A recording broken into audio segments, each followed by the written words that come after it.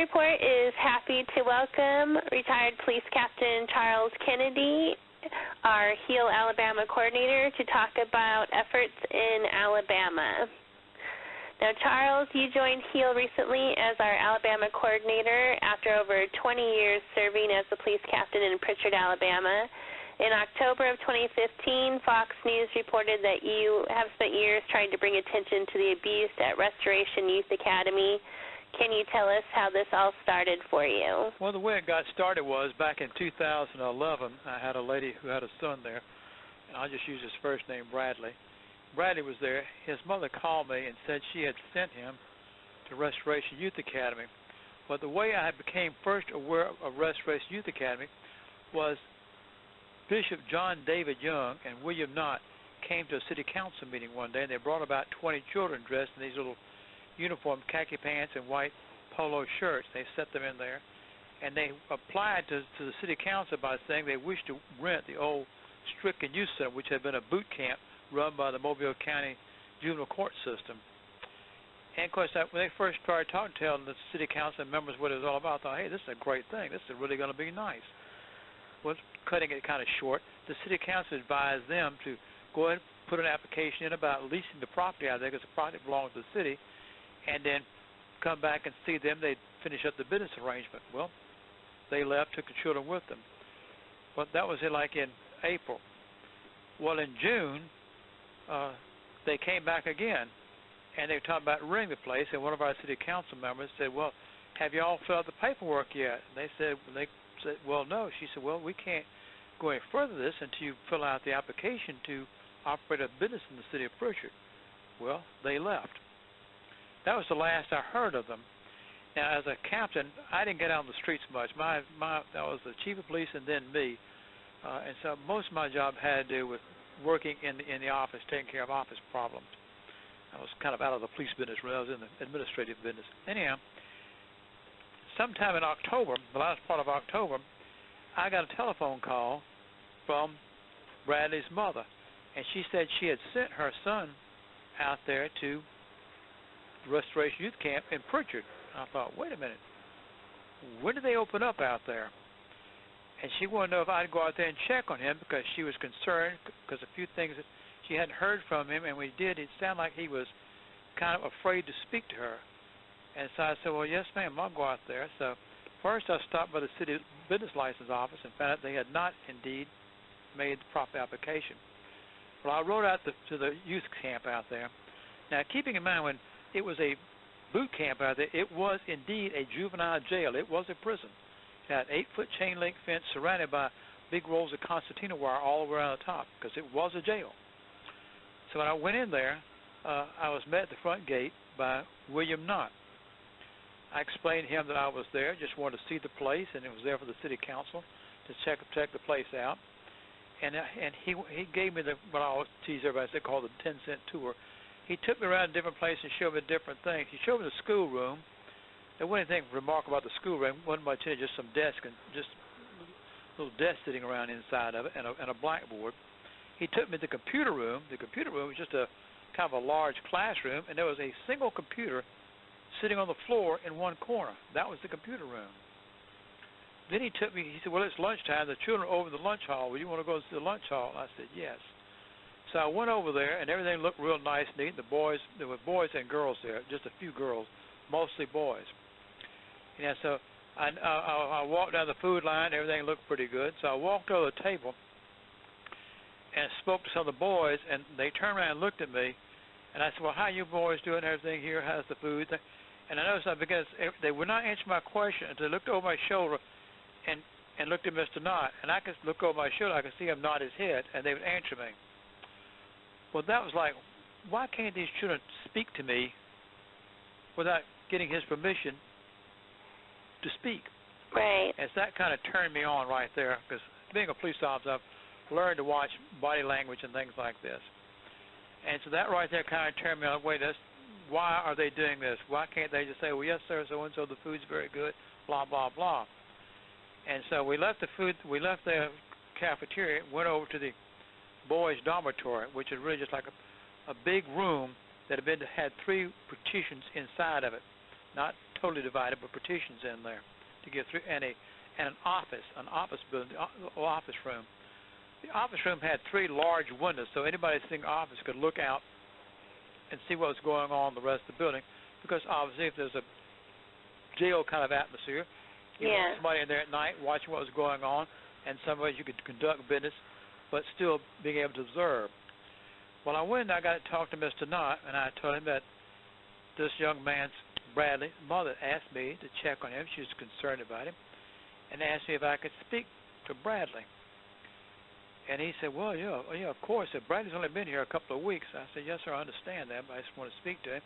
I said, I'm pretty sure everything's going to be just fine, because I was already suspicious. Right. And so I said, well, I'm sure everything's going to be just fine. I just want to speak to Bradley, see how he's doing. I'll call his mother and just tell her everything is hunky-dory. So brought Bradley in, and Bradley was 15 years old, but he was small for his age. He was from California, and he was small for his age. And he sat down in a chair about 3 or 4 feet from me, and I was sitting in a chair across from him. Well, Knott got outside, and he kept walking around that office out there, rah, rah, rah, rah, rah, rah, talking real loud and telling him, go, you do this, rah, rah, rah. And I thought to myself, well, why is he doing this, except for one thing, and that is to try to intimidate Bradley. Right. Because I could see Bradley's eyes darting out the glass. And so I reached over my chair, and I grabbed the seat of Bradley's chair, and I pulled him in real close to me, and I took my hands, I put one on each one of his knees. I said, Bradley, I said, I'm a police captain. I want you to look at me. Anything you tell me is between you and me. You don't have to worry about anything, anybody else. You just tell me what's going on. I said, what's going on here? I said, what happened when how did you get here? He said, well, they picked him up in California in a van. He said, as soon as they left, they put him in leg irons and handcuffs, started transporting him, and started, being rough with him, about how you're going to do, you're going to obey us, you're going to do all the things you're supposed to do. Well, that went on until they got to Mobile. When they got to Mobile, the first thing they did, they took him into the office in there, and they stripped the boy naked. Then they made the boy start doing push-ups, jumping jacks, all kind of exercises. Now, Brandon was a small boy. And they make him do these pickups to finally, like as the boy said, he said, I got to where I couldn't even lift myself off the floor. He said, Knott got down there and grabbed me by the back and neck, started pounding my head on the floor, and he told me I was going to exercise until he got tired. He said, but I couldn't move. He said, they drug me around by my ankles and stuck me into this isolation booth and shut the door. These are 8 by 8 foot rooms with a light bulb burning overhead. That's what an isolation booth was. He said, I stayed there for 2 days before they got me out.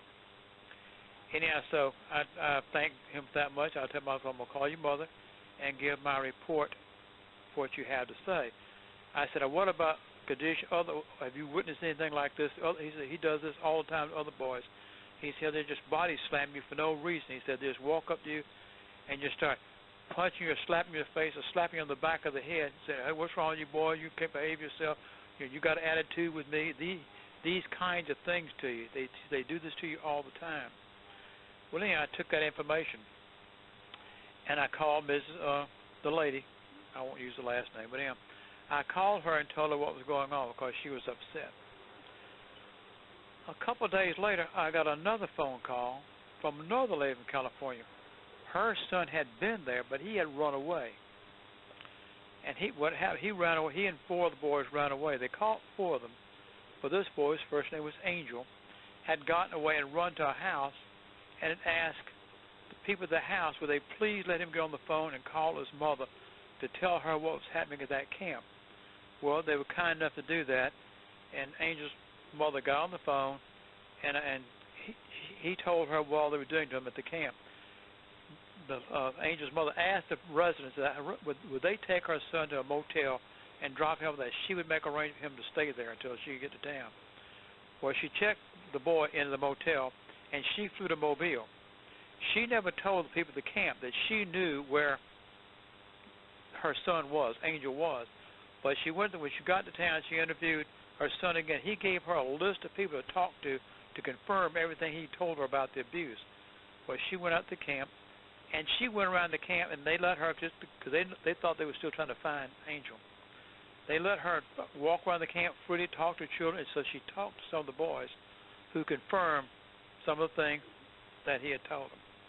Well, she was calling me to tell me about this thing. Well, and she gave me a list of boys to talk to. Well, so I went back out there, and I asked Mr. Knott to speak to some of these boys. Well, when I got there that day, they had some little cameras, like they used, like they put inside of a room to watch what's going on. They had some cameras in these isolation booths, and that little monitors up on a shelf. Well, I was sitting in a chair in the office, and I looked on the shelf, and I saw a boy in one of these rooms, naked, lying on the floor, curled up. Well, Knott came in, and I asked him, I said, who is that? He said, that's Austin. I said, what's Austin doing in there? He said, Austin's got an attitude problem, don't want to work with us around here, and so he's in isolation for that. I said, how long has he been? He said, well, he's only been there since yesterday. I said, well, how long is he going to stay? He said, he's been there for a day or two, then we'll let him out. Well, again, cutting it short, a little shorter. I didn't go back the next day, but went back a day following. When I went back a day following, he was still in there. And I said, I thought he was going to be able to getting out of there. I said, can't he at least have some clothes to put on? And they said, oh, we're going to get him out, get him fixed up. Well, now he's told us that he wants to commit suicide. And I said, well, if he has said he's going to commit suicide, the law says that you're supposed to notify DHR, and you also notify the Mobile County Mental Health, because they're supposed to get an interview on him, and you're also supposed to notify the parents. I said, have you done that? They said, well, no, we haven't done that yet. Well, again, cutting some of the story out, I left, and I came back the next day. Well, Austin was in there, but this time he was wearing a pair of white boxers. And I asked him, I said, can I speak to Austin? Well, I guess that'll be okay. Because what are they going to say? I'm a police captain. So right. They brought Austin in there, and they set him down in the chair. And same thing, Austin was sitting back from it. Austin did the same thing, kind of looking out the window nervous. I just pulled the chair. I said, Austin, don't you worry a thing in the world about them. You pay attention to me. I'm a police captain. I'm here to investigate this thing. Austin confirmed the fact. What happened was Austin was one. I've told people a lot of times some of the boys there are unwanted children. Yeah. These are the children either divorced or parents who don't know how to handle, I guess dealing with a teenager, or don't know how to handle life, and they just want to get shit of the child. They don't care what happens to the child at all. Austin, unfortunately, was one of these. He was the child of a divorce and a remarriage, and when they remarried, he couldn't get along with the new honey bun. And so they packed him off this place. Well, his mother was already sick. But while he was there, his mother had died, and he wanted to come home, and they wouldn't let him come home for the funeral even. They kept him there through the funeral. Boy is 14 years old. You're 14 years old. You've been sent off to a foreign place. You got there, you got abused immediately. Because I asked Austin what happened to him when he got there. He told me the same thing. Asked about it, being stripped naked, beaten, punched, slapped, and made to do these exercises. That's the start of the Stockholm Syndrome. Right. And he told me that. And he told me, and I said, what is this I hear about you wanting to commit suicide? He said, I didn't tell them that. He said, I just rather die. I just told him I'd rather die and have to stay in this place. I wasn't talking about really committing suicide. He said, what they did to me is they took me out of that room, and they took me to Knott's room, which is right across the hall from this office. Knott had a bedroom there. And he said, Knott got his pistol. He said, Knott's got a .380 automatic pistol. And he said, Bishop Young, and one man they called, his name is Barry Williams, Mr. Barry, took me in there, and they made me put this gun to my head and pull the trigger. Oh, my goodness. He said I was kind of familiar with guns, so I didn't really think the gun would be loaded. He said, I just put the gun up and pulled it to my head, of course, it just went click. Angela, this is an automatic pistol. If they had not properly unloaded that pistol and had left the round in the chamber and only removed the magazine, the gun would still have gone off. This is a Davis .380 automatic pistol. The reason I know that because after this incident occurred, Knott came back and I asked him about the gun. He went over to the office and brought the gun in and put it in my hand. Wow. Oh, it was just a joke. We were just teasing him about that. You mean you tease a 14-year-old boy whose mother had just died, who couldn't go home for this, who's been deserted by his family, by taking him in there and making him put a gun in his head and pull the trigger? This is how you tease a 14-year-old? Apparently it is. But right then I knew I'm saying this, I knew I was fooling with crazy people. I knew these people were insane then. Anybody that do that to a child has got to be mentally ill. You don't do this to human beings. Right. Especially to a child. But anyhow, that wasn't all the incidents I heard about. At these other interviews, such as the beatings, one of the boys told me about being beaten. They said he was misbehaving at church. So they took him to the office and once again bent him over a desk, pants down, and gave him 50 lashes with a belt. Andrew, in 1793, the British Admiralty outlawed flogging a sailor more than 23 lashes. In 1793. Wow. Yet this good bishop, this man of God, would go in there, and he's the one that did the beating. Beat this boy 50 lashes on his bare buttocks with a belt. These are the kind of people I was fooling with. I also found out about boxing matches. And I walked in on one. Not would get these boys up, like, say, at 2 o'clock in the morning. Just wake them up at 2 o'clock in the morning to break the sleep pattern. Once again, Stockholm Syndrome. Right. Stockholm, and would make them fight each other. Or if he was mad at somebody, not as kind of a stocky, well-built, tough sort of a guy. Anyhow, he would get in there these rings with these boys and knock them out.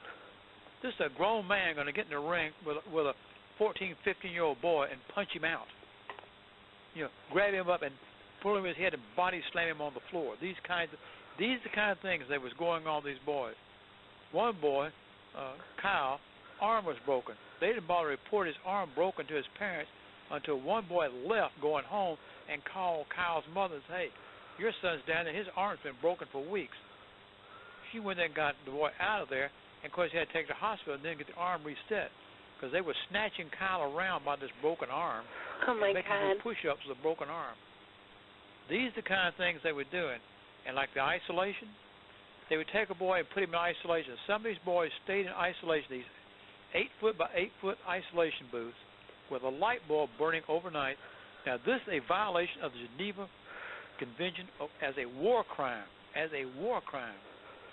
They would make these boys stand there for day and night for weeks, even months, 3 and 4 months at a time, locked in a room by themselves. Let them out only long enough to take a shower and go to the bathroom. Or sometimes they just put a bucket in there and say, "Here's your bucket. We'll empty it once a day." This is what they were doing to boys under William Knott. As you know, William Knott was the operator of Bethel Boys Academy, where he was in Bluesteel, Mississippi, when it was raided by federal and state authorities in Mississippi, where he was listed in a 43-page lawsuit as the chief abuser. Believe me, I don't know if you read that lawsuit or not. Yes. I could not. Have you read it? Mm-hmm. It's on our website. I could not read it all in one day. I tried to read it. I literally got so sick because I knew what was going on at RYA.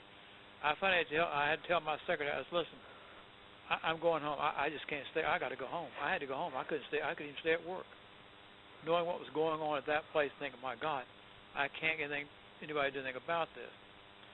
But here's where it gets to be sicko. When I began to get some of the boys, one of the boys who this young black boy lives in New York City. His name is Ryan. He calls me uncle, and I call him my nephew because he was a little tiny guy, but that boy had guts. He stood up to these people. They stripped that boy naked one time, put him in a leg irons, hung him upside down, and beat him with belts. He's still got the scars around his ankles and his wrists from these things happening to him. But he didn't give up on him. He never quit. And I admire that boy. I'd give him the Congressional Medal of Honor if I could. But he stood up to these people.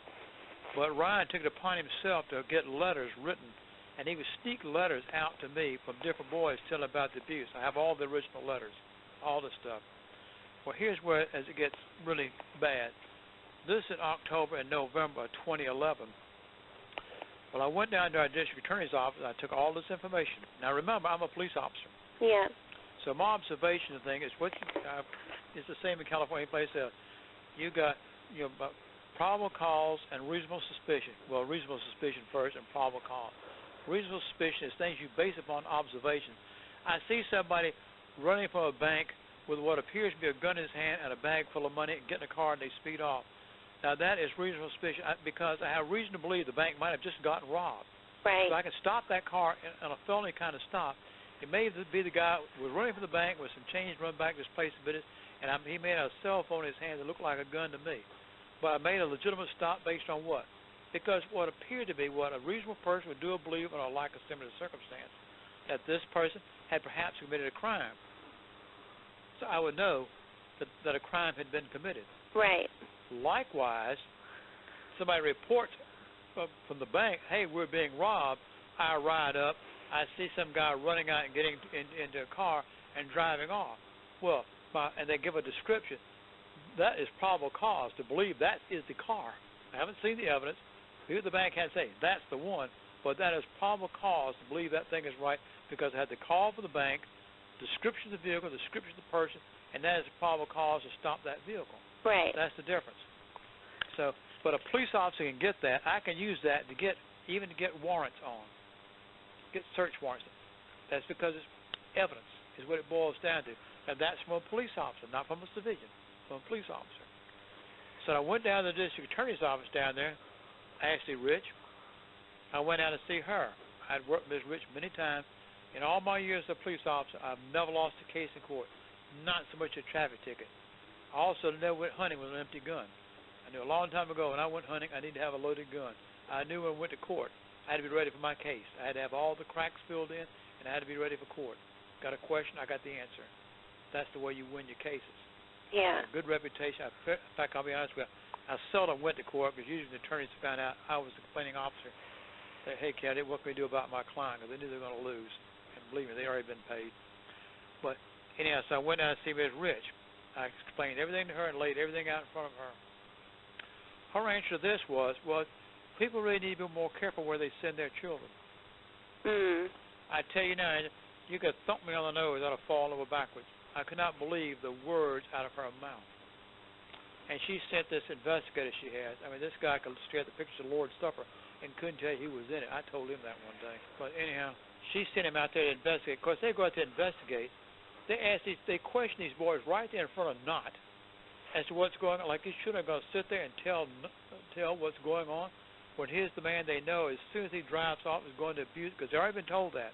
Right. If you tell anybody what's happening here, you know, when they leave, I got you. You heard those things, I got you, babe? Well, yeah. That's what it is. They got you, and they know that. That fear starts, as you know, from day one. The fear starts. Yeah. Stockholm Syndrome. So they went there and questioned these boys like that. I contacted DHR, went down there and met with Beth Nelson, took all the evidence down to her. She went out there and investigated the same kind of thing, where she went up there and, you know, asked the boys in front of everybody else what was going on, after giving them a 3-day notice that she was coming. 3-day notice that they were coming out to investigate. Hey, we're going to investigate y'all, but we're going to give y'all 3 days so y'all know we're coming, so you can be prepared when we get there. Yeah. Really? Really? And her answer to that to me on November 29, 2011, when she called me was, these, quote, these are troubled kids and they're probably getting what they deserve. That's wow. her answer to me. So let me get this right, Ms. Nelson. A boy deserves to be stripped naked, hung upside down, and beaten with belts. Is that right? A boy deserves to have his arms broken, his eyes black. A boy deserves to be locked in isolation booth for days, weeks, and months at a time. Is that right? Boys deserve to be exercised. They can't even pick themselves off the floor. Boys deserve to be picked up and slammed against the wall. These are things that boys deserve. That's okay with you? Well, apparently it is. But anyhow, so right after that, I wrote Mrs. Nancy Buckner, the head of the Department of Human Resources in Montgomery, Alabama, Commissioner of DHR. I also wrote a letter to the Attorney General of the state of Alabama, 4 pages long, describing everything in detail about what had gone on there. I also wrote the governor of the state of Alabama and sent him a copy of the letter that I sent to the Attorney General. I also sent a copy of the Attorney General's letter to Mrs. Buckner. They'd all be singing on the same sheet of music. Right. Everybody would have a different story. Mr. Luther Strange, big Luther Strange, not very big to me, can't stand up for a child. Big Luther Strange sent his chief investigator, Tim Furman, a former FBI agent, which, by the way, that means funny but incompetent. Anybody knows anything about them. Anyhow, they sent him down there to investigate. He came down on January the 3rd. I gave him a whole briefcase, literally a briefcase full of information. He investigated. He called me back on February the 3rd, 2012, to The response from the Attorney General of the State of Alabama, Luther Strange, was as follows. These children are from out of state, and their parents don't vote here, and I don't want the churches mad at me. Oh, wow. They're not going to do anything. And, of course, I'm sure, these people, they want to get children from out of state. Yeah. Because most of these charges they do, like in the case state of Alabama, if you slap a child upside the head, something like that, it's going to be domestic violence third, which is a Class A misdemeanor. I mean, you can go to jail for a year. It's not like something you can just, You could go to jail for a year.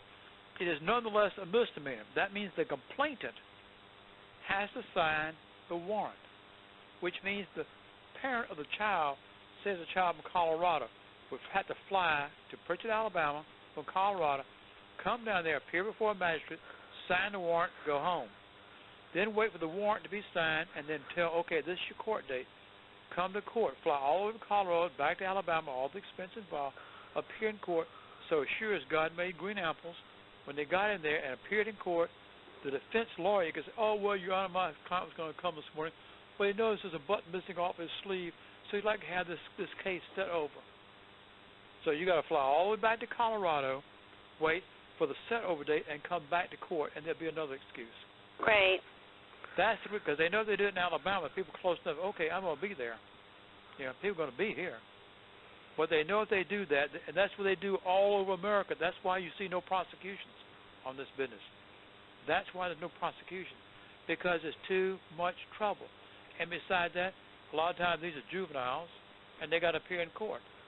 And even you got a child, like I had one boy sign a warrant another boy out of California, Emmanuel, out of California. He signed a warrant on them, But still it's that back and forth from California to Mobile, back to California, back to Mobile, back to California, back to Mobile. And soon they run out of money, they just run out of interest because what the heck, nothing going to happen on this? Well, they're right. They're absolutely right. And until we start taking it seriously and this becomes a felony, like they finally did here in Alabama. But I wrote this, the Attorney General of the State of Alabama, the discharge officer, of course, she knew I was there, I put everything for her, so she can't say she didn't know. I wrote the local Judge Edward Naiman, who is the circuit court judge, the juvenile court judge. He's a circuit court judge now. This is not a district court or municipal judge. This is a circuit court level judge. I wrote him a letter, never heard a word from him. Wrote the sheriff of Mobile County, Sam Cochran, a letter, never heard from him. Wrote Pat Guyton, the head of the Child Advocacy Center, part of the district attorney's office, that's in charge and look into investigating crimes against children. Never heard a word from them. Nobody could I get to help me on anything. Nothing. Zero. Nada. I had the Mobile Press Ranger do a series of articles based upon what was going on at Restoration Youth Academy, seeing I could get up, generate some interest from churches or somebody. Not a soul. No one raised a finger. Now, finally what happened was Restoration, I kept putting pressure on Restoration Youth Academy, and then one of the mothers got together and helped me create an online thing, Restoration Youth Academy warning on the internet. So if you looked up Restoration Youth Academy, the warning thing popped up in which we documented all the things that happened at RYA. Where their student count out there, cadet count, went from 74 down to 23. So they decided to move from out there because I was just harassing them every time I got a chance. And our mayor at the city of Pritchett at that time, Ron Davis, and our former chief of police, Jimmy Gardner, were on the take from these people. That's why they'd gone out there where they were telling the city that they were coming. Because they were on the take. The mayor said, oh, yeah, we're going to move on out there. It was a crooked deal. But anyhow, that's how that thing, but anyhow, they finally moved to Mobile. When they moved, I lost contact. I couldn't find them. I kept searching for them. I finally went by that church on Spring Hill Avenue, that Solid Rock Ministries church. And around the corner, there was a, just right off the sidewalk, there was a storefront. There used to be the store building, freestanding store building. It used to be a dress shop run by that preacher's wife. Well, I noticed they'd boarded up all the windows, and one day I passed by, I saw some little white boys out there hauling lumber and stuff inside that building. Well, I knew right then, that's it. That's where they are. They got these boys in that building. They had these boys in this building, all the windows boarded up, painted over. They stayed in that thing for months. with all the windows boarded up. They were not allowed to go outside. Had 23 boys with 8 isolation booths in there. Of course, now they're over in Mobile, so I had to do something about getting something done about it here in Mobile. Well, fortunately, right at the time I found out about this, a parent came to Mobile and filed a complaint against them because I'd already moved to gone trying to get it. I'd given up on the state of Alabama and Mobile County doing a blooming thing. I'd got Mr. David Sikowski, who's with ADAP, which is Alabama Disabilities Program, which is a federal agency, a quasi-federal agency. I was going to try to take them to federal court and force them to open the doors to that place, for inspection. And Mr. Sikowski was working with me on this thing. Well, I passed by the place one day going downtown, and noticed the police were out there. Well, quite frankly, Angela, my heart nearly jumped out of my chest because I thought, my God, they finally killed a boy. Because I thought that's where the police down there had the place surrounded by evidence tape. Right. You see the yellow tape they put around the place.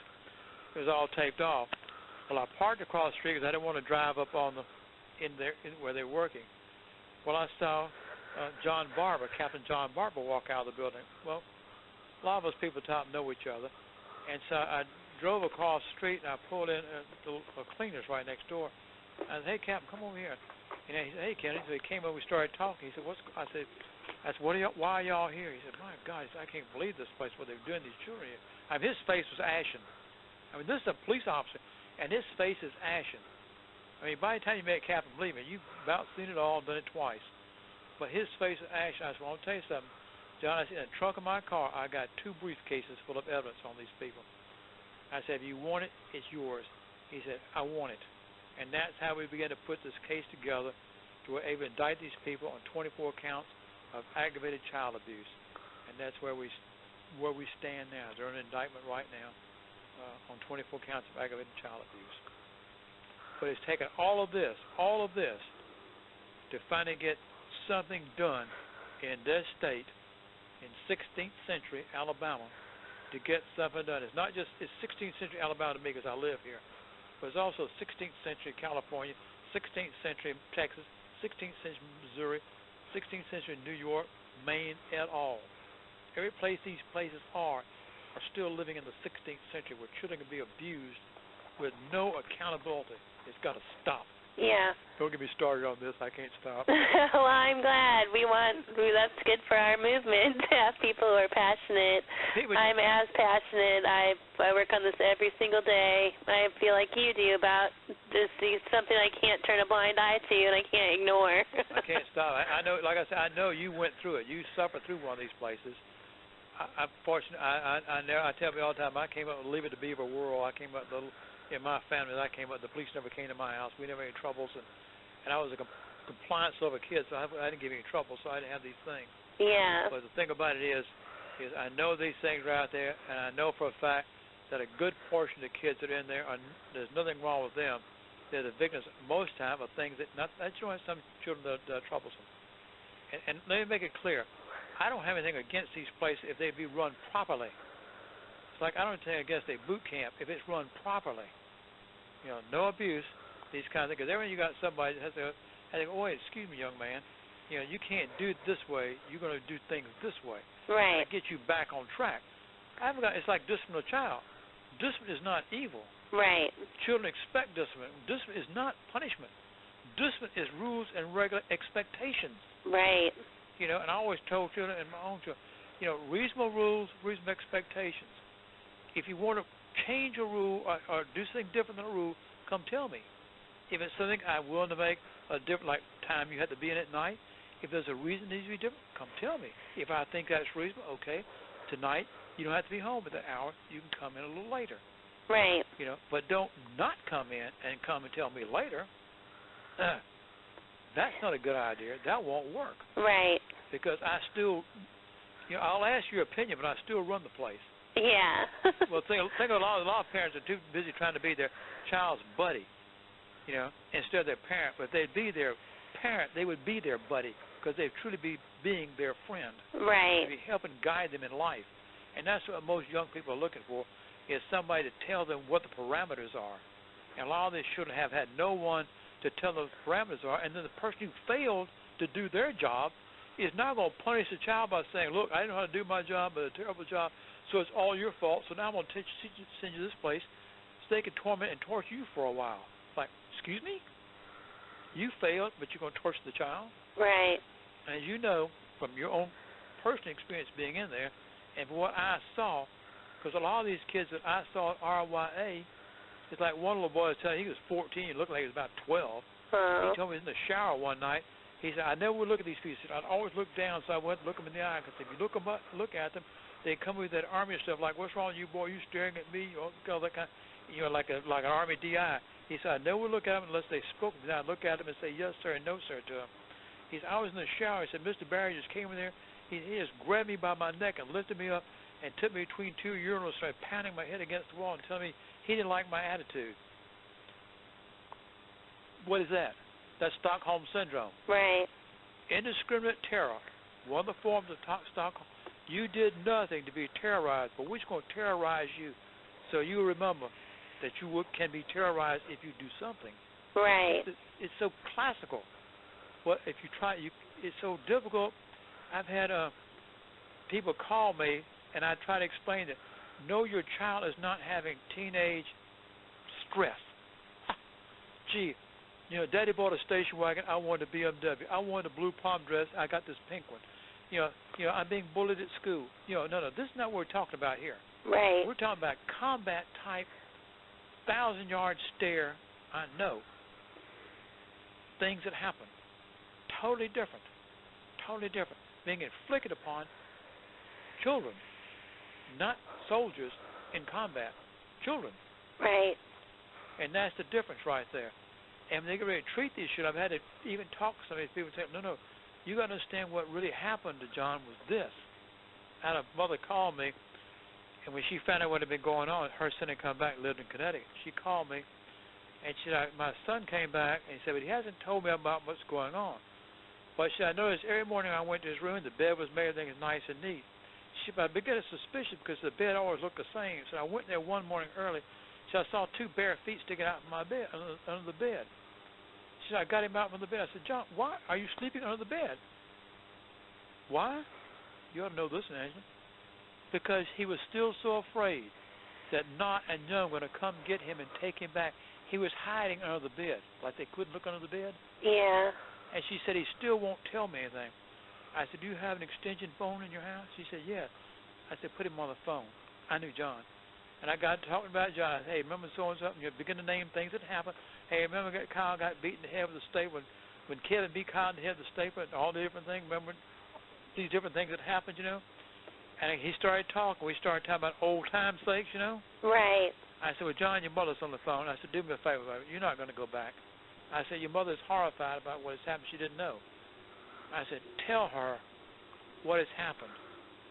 And I told his mother, I said, you need to make sure that he gets someplace and gets some treatment for this. I said, your son is suffering from PTSD. He's from stress. Yeah. But he's also suffering from Stockholm Syndrome because he's not going to be able to get along with people. He's going to have these relationship issues. Who do you trust when you know Stockholm Syndrome? Right. No one. Nobody. And so many of the kids that told me that, and I got a boy in Austin, in Texas right now is having problems. He was eventually adopted by his grandmother and taken out of the place. And Austin is having these mental issues, these relationship issues right now. And I'm trying to get people that helping him to understand Austin is not having kiddie stress. Right. He's having combat, stress. When you come back out of combat, tell me, you go home, you tell your folks, don't sneak around the house, make noise. You won't come in my room, knock on the door, and sneak in my room. Stuff like this. Because you're going to know. When it gets quiet, you wake up. That's just the way it is. But that's the thing you get yourself geared to. When you're out at night in the weeds, in the high grass, and the birds and the bugs quit chirping, what's wrong? Yeah. You ain't alone, and you have that thing. When it gets quiet, things are going wrong. And that's the thing, but that's the way these kids are. When something wasn't going wrong, they even got, as one of them told me, they even got more afraid because they knew there was something was getting ready to happen. They was setting them up to to do something terrible to them, they started being nice to you, be careful, because the next thing, they're going to be on you for something. They were setting you up to make you feel like, you know, oh, I'm safe, not going to, and all of a sudden, just like that little boy said, just reached in and grabbed him by the neck, because he was a little kid. I mean, I think I could have picked him up and slammed him between two urinals just to beat his head against the wall for nothing. It's got to stop, Angela. Yeah. It's got to stop. Somewhere along the line, the people of the United States have got to know, people in government have got to know, and somehow the bells have got to ring. But until the public gets behind us, and until the churches get behind us, it's going to be difficult, because the churches, a lot of them are profiting off of this thing. And I'll say right now, I know for a fact that Southern Baptist churches are, because they're some of them prime promoting. Now, in all honesty, I don't think some of these pastors really know what's going on in there. I think some of them have these things being operated by these people, and they come to visit, or the children come to sing "Jesus Loves Me" at Sunday service. You know, they come there with their little coats and ties and stuff on, with smiles on their face. But as I told the sheriff over there, these sure like trained SEALs. They will do exactly what they're trained to do. Right. They know if they don't, when they get back to camp, you know, what's going to happen to you. It's like at Blessed Hope Boys Academy. They make the boys stand against the wall for days on end, their nose against the wall all day long. Only allow them to sit down, to eat, and then stand against the wall. That is also a violation of, look it up, anything I tell you about the Geneva Convention is in there.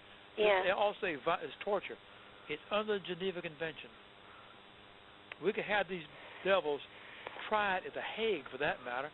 You know, if we were at war, they could be tried for war crimes they're committing against a child, and yet we can't get the people in the state legislatures and other people to listen, to understand what is going on here. It's like, it's a yawn. Like, oh, really? Yeah, oh, really? And one thing is, I don't think people know or understand, like I said about the Holocaust. Somebody can tell you about the Holocaust, but until you see the movies and you talk to people, it's like, wow, for real. Yeah. Anyhow, I told you, I guess, about all the beatings. Oh, yeah, let me tell you, at Restoration Youth Academy, they had 5 belts they beat the boys with, and each one of these belts had a name. How about that? Oh, my goodness. Isn't that nice? Isn't that nice? That way, you know, you get beaten by Alice or Jane or whatever it was, different names of the belt, you know, stuff like that. And you also ask about it, about like labor laws. They made these boys build their own stuff in violation of labor laws, doing all this kind of work. Made them go out and work for the church, earning money for the church in violation of labor laws, child labor laws. They do all this kind of stuff. But why not? Just like the people who operated the Nazi concentration camp, they didn't ask permission from anybody before they took their inmates out and worked them to death, did they, and abused them, did they?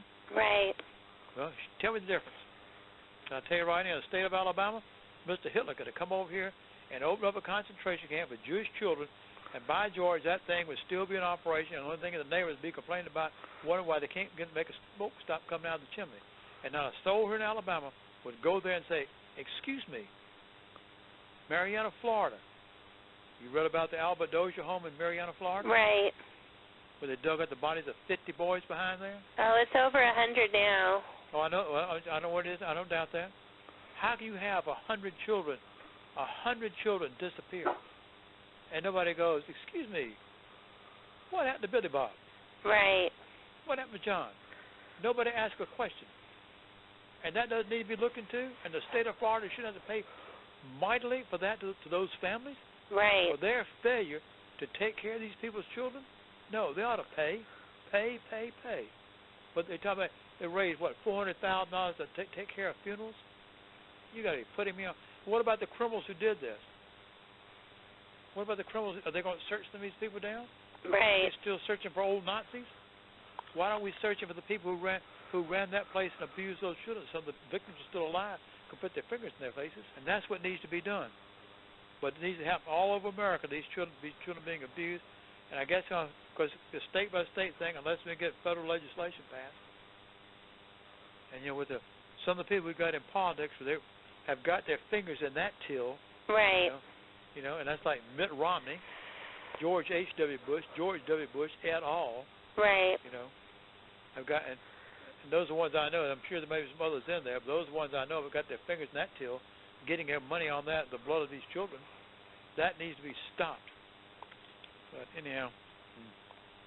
I'm just hoping we do some of this with House Bill 548, that we can get that thing expanded. And I think maybe we put the pressure on some of these people in the legislature. I think we can get that thing expanded to include those children between the age of 10 and 18, into this thing. That's what I'm hoping to do. And again, I'm not asking for anybody, for that legislation to have anything to do with any kind of religious teaching, religious thought, none of that. All I'm saying is that if they're going to have a school, it's like at these academies, most of them use that ACE system, which I'm sure you're familiar with. Right. Accelerated Christian Education. It is not accepted by a single state in the union, not one, as an accredited form of primary or secondary education. In the state of Alabama, they shouldn't have supposed, according to what the State Department of Education says, which, what do you do about it? They say they're supposed to have an accredited education. Right. As you know and I know, the reason they don't want teachers coming there teaching is because teachers are required by law to report abuse. So they got there and saw the abuses going on, or the children started telling the teachers about the abuse. The teachers would be required to report DHR, which I don't know about California, but if there's a more worthless organization on earth than DHR, for God's sake, let me know what it is, because it's the most worthless organization ever was. And they got a list a mile long of things they can't do, and they can write everything they can do down on a Post-it note. Right. But I've had it out with those people before. I have nothing for them, but I had to contend with them because they are what they are. Yeah. And you're not going to help them against them because why? They're a state agency. A state's going to investigate its own failed agency and come up with what? That they're responsible for the fact that they've caused the death and injuries of children? Right. That ain't going to happen, But anyhow, those are the kind of things that need to be done. And to have these places where they're regulated, reasonable regulation. Make sure the places are safe, the buildings are inspected, by the fire marshal, Board of Health, and also they're open to be inspected by even DHR. Right. Go in there, or an agency, and even the local authorities, police and so forth, to go through there, make sure everything is okay. And they should have free access to outside communication to report anything. I've made a list, which pretty much, I'm sure you've pretty much seen the list like what I have recommended on that, Right. But basically, it's that these children you can't use inmates as guards, these kind of things, and they can't be used as disciplinarians. Right. And then like a discipline, I don't think against discipline, but you can't use brutality. It's these things they do. Right. You can't do that. I don't really if a child can't behave himself. If you need to isolate one for a few hours to get you cooled down, buddy, or even overnight. Look, you can't behave yourself. You stay in here till tomorrow. Let's get you cooled down and you start getting your thoughts together. I don't have a problem with that. I've taken my own sons. They were going up. Miss, go to your room. Just shut your door. Now you stay in there. Right. That's not killing them.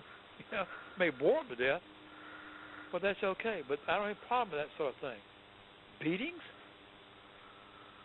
Being hung upside down by your leg irons? Leg irons? Why are you wearing leg irons? Anyhow, I just hope we can get stuff. I hope this interview and others, I hope like mine, get there and touch the hearts and souls of some people that need to. Particularly, the thing about what we're doing right now, you and I are like members of the choir singing together. We're all singing the same song, and we all believe the song. Right. The thing is, how do we get this thing out to the non-believers, and how do we get it out to those people who should believe and do something who don't? Right. There's the question. I don't know the answer to that, Angela. I don't know. Because I've been so frustrated the last 5 years, because it's 5 years this month, 5 years in June, I've been aware of that place, of how do I make these people, because I spent almost four of it, trying to get somebody to listen to me, and you can tell I'm a big talker, and I don't mind writing letters, and I don't mind calling you on the phone. If you hang up on me, that's all right. I got redial. I don't care. I'll come down and stand your door. Right. And that's the kind of person I am. But nobody tells me no if I don't want to hear it. It helps me to do that if you want to be a good cop. Because I've been told no enough. but I've been called everything but child of God, too. I've been called things I wrote down the palm of my hand. Look, my wife had even called me that. Would you mind saying that again? But that's what it takes to get these people to do anything. Right. You can't be shy about it. I try always be pleasant. with people and try to approach them the right way. But sometimes it doesn't work. You have to be almost confrontational about it, which I don't like. But that's what it takes. Well, hey, dog, I'm here. You're not the first person I've stood up to in my life. Exactly. And that's what it takes. And I don't know, like I don't know how it is out in California or Washington or in those places out there on the left coast. But to get anything done, but I hope you're having great success out there. How are things coming? Well, we've got a couple of bills. I think I've shared them with you in Washington State. One got a holdover. I think the other one has to be reintroduced. I think that the bill to regulate faith-based programs in Washington State and to protect elderly and disabled and youth from criminal abuse by those facilities, that one is still alive. The one to ban aversive therapies on minors looks like it needs to be reintroduced, but we've got both of those. And I'm hopeful. I'm going to keep at it. That's good. That's what it takes to do it. I just got to say, why does it take so much effort to do something about something like this? Right. What does it take for people to see? What does it take for you to understand that this isn't something that you can just put off and put off and put off? That somewhere you got to stop these. When you are responsible like a legislator, that you got to wait a minute. Excuse me. This takes priority. These are our children. Exactly. Children. That's what horrifies me. Like I said, I love children. I'll be 73 in September. I don't mind taking care of babies. I have a good time when I enjoy little folks. I've always loved children. How in the world can you not understand that, this is our future, these are our children. They didn't ask. We created these people. Right. We created them. We are responsible. Now, I personally created somebody else's child, but the fact is that they're here. They're still my child. I'm responsible to do everything I can to see to it that child is treated properly and given a chance in life. I don't care. A lot of these places got a lot of this gay, lesbian, all this kind of stuff going on. I don't care what a child. I'm not interested in that. I couldn't care less about that junk. What I care about is the child, anybody being abused. Right. I can't have this. I don't care who they are. And the trouble is, it doesn't say it has to have an issue like that and say, oh well, we're going to step in this because of this group. Excuse me? So it's okay to abuse somebody else, what? Because this has been a selected group, we're going to protect them. Right. What? No, we need to protect everybody. We need to stop all of this and not be selective in what we do. Exactly. All children are our children. And we just step up the plate and get something done. Do you mean to preach anywhere? Well, I agree. I wish more people would be as passionate and would be as focused on where we need to get things addressed. I think public information campaigns are really important, and exposing individual programs so people realize that it's not just one or two isolated cases, that it's actually a widespread issue that needs, critical national attention and action. Right. Well, it's like at RY. Every one of those people that worked out, every one of them, every one of those people that had contact with those children was a convicted criminal, including sex charges. They had them out there working with children. It's crazy. How can this be? How can this be? And everybody just, oh well. My thing is, I guess I'm still, maybe I'm old-fashioned, and I'm sure I am. Like I say, I'm as old as I am, but to me, just some things, there's no excuse. Right. There's something that's right or wrong, and maybe I see things, but it's gotten where nowadays we have these shades of things. I don't understand that. To me, evil is evil. I don't care how you candy coat it, what you paint it. It's still evil and it's still wrong. Right. And that's the thing that gets me about some of this, and to understand that what's going on with these children is evil and it's wrong. Why would you take young people and traumatize them for the rest of their lives? Because some of them will be that way. They're not going to get the help. Right. Some will not recover as some people can. And all these things, when you've been through certain experiences, you can recover somewhat. But still, you can have your dark moments, and things can still come back, and memories of things can come back, and wash over you, But you catalog those things in your mind, and that's how I've had these kids tell me about, I wake up in the middle of the night with these terrible nightmares. I said, that's right. Because what your mind does, it takes all these experiences you had, these negative experiences, having these terrible things, and it stores it away in these little closets and drawers in your mind. And during the day, you got that shoved away. But at night, your mind goes to relaxing. These doors creak open, these drawers slide out, and these things come out on you, the nightmares. Right. But until you have somebody help you do the best you can to pack, they will never go away. It's like being in combat, it'll never go away. Right. It's there. No matter what you do, it was there. But you have to learn how to handle that, how to understand it, and put it in its place. And you understand it, put it in its place, it's easier to handle. Right. But sometimes you need the help, and there's what these children need. But we're fostering this by not trying to do something so it doesn't occur to begin with. Why is it occurring? Can you tell me? Nobody can. Yeah, it shouldn't be occurring. Exactly. Nobody can. Why is this happening?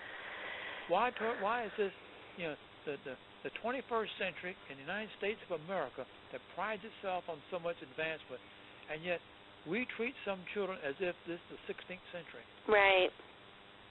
And I may be being bad-mouthing, I'm a historian, I may be bad-mouthing the 16th century. It just sounds like it's, something out of the past, No, that's about right. I think the first of these types of institutions were around in the 16th century. I think it's like mid-1500s, yeah. Well, back then they'd abuse you, they'd hang children, burn them at the stake. But that's the same damn thing we're doing right now.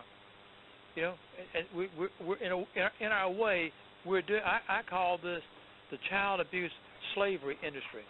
Yeah. This child abuse slavery. These children are treated as slaves. They're bartered. They're hauled around. When one of these places gets raided, the good pastor would just pack them up, put them in a bus. Next thing you know, they've been moved because a lot of these parents sign those documents making these children, giving up their parental rights. Right. Well, the good pastor now has the right to transport that child from Missouri, as in the case of the good pastor Wiggins over here in Baldwin County, to bring these children down here to Baldwin County. Yeah. All the parent can do is, no, I want Billy Bob back. I don't want him down there in Alabama. I want him to keep up here up here in Missouri. Okay, come get him. Did they violate the law? No, because you gave them permission to haul your child off and they want to. Yeah. And that's what they do. They raid the place. Gary Wiggins just packed the stuff out of Missouri, came on down and opened up down here. Just like William Knott did, got this creepy 2-bit tin-horn bishop, down here, Salt Rock Ministries, and opened that place up down, because that's just a sham down there. That's just one of these sham deals. I like these people make themselves a bishop, Right. Offline, I guess, But anyhow, but these places exist. And yet, for some reason, the states are afraid to go, wait, excuse me. We have the right, if you're taking care of children, we have the right to say what you can do to children. Right. What is wrong? I'm not trying to tell you what you can preach or teach in your school. If you want to teach Hinduism and your parents want to send you into a school where they teach Hinduism, okay. Have a good time. Right.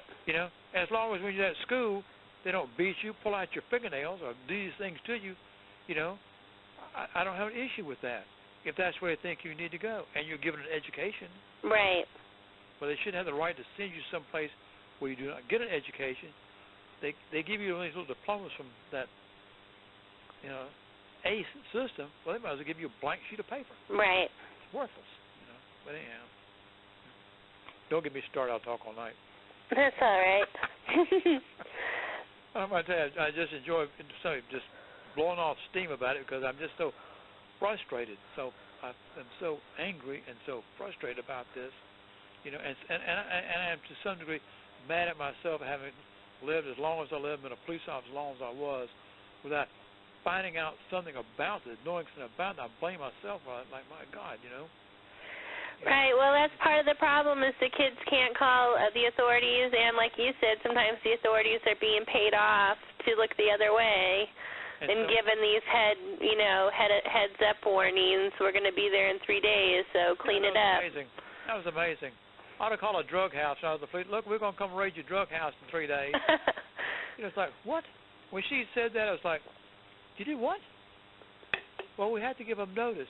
Oh, okay. Next time I raid a drug house, I'll say, look, we're going to be, this is Tuesday. How about sometime Thursday afternoon? Would that be convenient for you? Yeah. It's like, I can't even believe these people. Can't even believe these people. And to go there and think that you can question these children. And where did you go to school? That's my question. Where did you learn that you go there and question these children in a place like this, where you can see the terror? Because I was thinking that day, in that cafeteria that day, when those children looked at me and they got that blank, like, uh-oh, look on their face, which was like a slight alarm look on their face, and looked at me and they looked over at Will Not right then. It was ink, ink, ink. There's something. I knew right then that there was something wrong. I knew I'd stepped on the button, because that right there let me know, why can't these children respond to a simple hello, how are you doing, how's the food, and all this, just little small-time questioning. Right. Without being paralyzed in fear. Because in the military they taught us that some of us, I was in LRPs, long-range reconnaissance control, and they taught us because we got called out there. Well, now they're going to kill you, but that you could get tortured, and these then you expect to happen to you. Stockholm syndrome. And so you know that, and to me that was like I had one of the guys that worked with me out there, Officer Andrews, was listen to this, SEAL Team 6. SEAL Team 6. He went out there and saw what they were doing in that place. That man came to me, and he had tears in his eyes. Wow. My God. I cannot believe they're doing this, because he saw some of the torture they were doing, And he said, I cannot believe this. This is SEAL Team 6. These people, hey, Andrew, you're not doing anything saying, Bart, you might do me a favor. There's a guy I need to kill. Would you mind kill that devil? Oh, yeah. Hey, be right back. Hold stuff, I'll be right back. This is what they do. Yeah. And so it's not like he has an aversion to doing, because generally speaking, he's doing it to somebody who really needs it. And I don't have any problem with that. But nonetheless, when he got there and saw stuff like that, he said, they're torturing these kids like they tortured us. When they teaching them what they can do to you, because they put you through it. Yeah. Because I always knew they weren't going to kill me. They made me wish I was dead, but they're not going to deliberately kill me. So all I can do is just put up with it for 2 or 3 days, and I'll get over it, and so will they. Right. That's always my attitude about stuff. I can live through this. I can live through this. I can do another hour. I can do another hour. But that's what you have to do. To get this on stuff like that. But he wanted to see all those kids being put through this. Right. It was just. What is our next move to change the world? Well, get the word out and keep on keeping on. Get some more of these bills passed and get them amended, like the House Bill 548, to make sure that they're covering more than just daycares and preschools. Well, that's my next pass. I have a cousin. I think I wrote you about getting in contact with Evans. Yeah. Yeah, I wrote down. He's very, very, very, very sharp, and not as good looking as I am, but he's very, very sharp. But anyhow, we're always teasing each other. But anyhow, he's 6 weeks younger than I am. But anyhow, so let me tell you what happened. When we were little tiny kids, just little tiny kids, his mother used to take us downtown and roll us around in strollers. Yeah.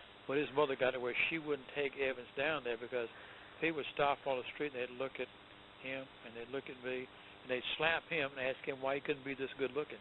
Oh no.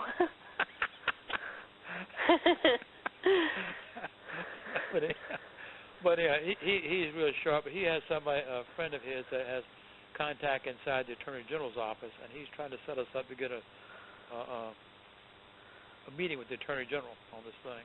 Good. I've got a big old packet of things. In fact, I'm holding a copy of it right in my hand. This packet I gave him, we made up the other day for him to send to Montgomery, and Evans is going to take me up to Montgomery, and I'm hoping to if they'll meet with us and meet with Karen, take Karen of it, because, of course, she was there. She saw the place from the inside and have us talk. My thing is, the Attorney General, I'm not trying to have a confrontation with these people. I'm trying to convince them that they need to look at this thing and do something about it. Now, if it takes a confrontation and finger pointing, I'm up to that now. I don't mind. Right. That's what I did for 44 years. Like, oh, yeah, I saw you do that. No, don't lie to me, I'm used to that business. But my thing is I want to know, you made a mistake. You didn't back us when we needed. These children got injured. Now, what are you going to do, like almost as amends, to help us straighten this out so it never happens again here in the state of Alabama? That's all I need to know from you. Right. You know, because then I intend to have ABC News go up and ask them the same question. Good. But if they want to cooperate with us, that's fine. That's fine. I want them to say, okay, we're going to work with you in the legislature to see about advancing some things, making some changes in state. There's some regulations that are in-house regulation changes they can make. Right. And let me tell you something. There's a whole bunch of things which I found the law. In fact, a lawyer took the same thing that I had, only he did it professionally, and wrote up all the things that they violated, the state was supposed to do, and did not do. Wow. The way the state violated its own rules and regulations. So that's my whole thing. And I got that lawyer's thing because a friend of mine gave it to me. Downtown, down the DA's office, snuck it out to him and gave it to me, where they do this analysis.